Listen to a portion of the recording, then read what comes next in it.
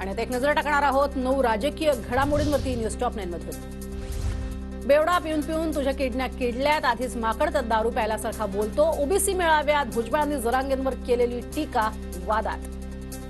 तू तुझी तब्येत सांभाळ।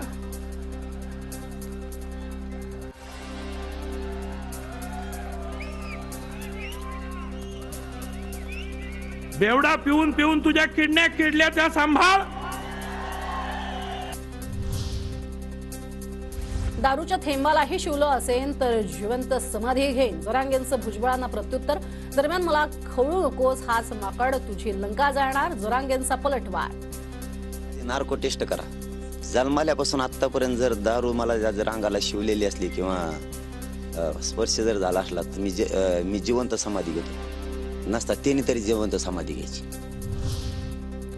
भिवंडीतल्या ओबीसी निर्धार महामेळाव्याकडे ओबीसी बांधवांची पाठ। सत्कार कार्यक्रम वाढल्यानं ओबीसी कार्यकर्ते निघून गेले, तर आगरी सेना प्रमुख राजाराम साळवी यांना भाषण करताना चिठ्ठी आल्यानं नाराजी नाट्य।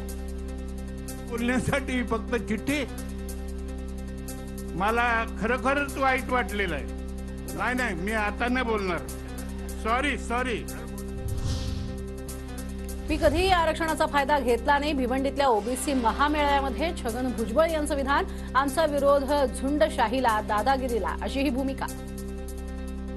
स्वतः आरक्षण घेतलेलं नाही, मुलांनी माझ्या आरक्षण घेतलेलं नाही, यापुढे सुद्धा मला काही आरक्षणाची गरज लागेल माझ्या कुटुंबियांना अजिबात नाही। 24 डिसेंबरच्या अल्टिमेटमवरती मनोज जरांगे ठाम, तसंच मराठा समाज मागासिद्ध झाल्यास सरसकट कुणबी प्रमाणपत्र देण्याची जरांगेंची मागणी। डिसेंबरच्या पर्यंत जर मराठ्यांना आरक्षण नाही दिलं तर पुढचं आंदोलनाची दिशा काय हे ठरणार होतं। 24 डिसेंबरची डेडलाईन दिली आहे। 24 तारखेनंतर भिवंडी महामार्ग बंद करण्याची तयारी ठेवा, प्रकाश शेंडगे यांचं कार्यकर्त्यांना आवाहन। तर मुंबईचं नाक दाबण्याची ताकद आमच्यामध्ये आहे, प्रकाश शेंडगे यांचं वक्तव्य। 24 तारखेची डेडलाईन दिलेली आहे, घरात बसून चालणार नाही। कदाचित 24 तारखेनंतर आपल्याला हा तुमचा भिवंडीचा हायवे जो आहे, हा हायवे सुद्धा आपल्याला रोकावा लागेल। नोंदी सापडलेल्या व्यक्तीच्या नातेवाईकांसह सोयऱ्यांनाही प्रमाणपत्र द्या, जरांगेंची सरकारकडे नवी मागणी।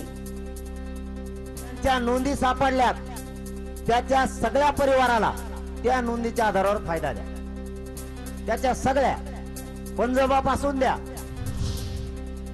जरांगेंनी सरकारच्या पोटावरती सुरी ठेवू नये, आम्ही पण मराठा।